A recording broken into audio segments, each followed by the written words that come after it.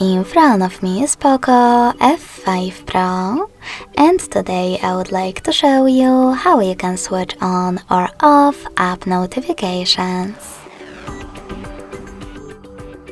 Begin by going into Settings and scrolling down just a bit to access Notifications and Control Center.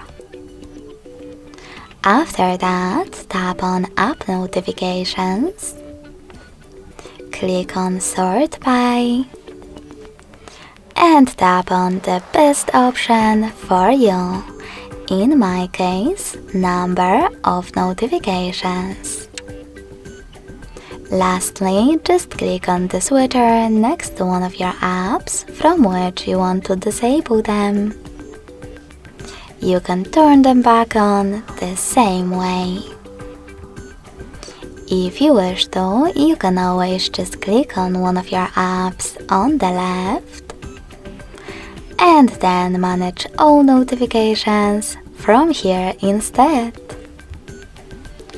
Thanks so much for watching. If you enjoyed this video, smash that like button, comment and subscribe. Bye!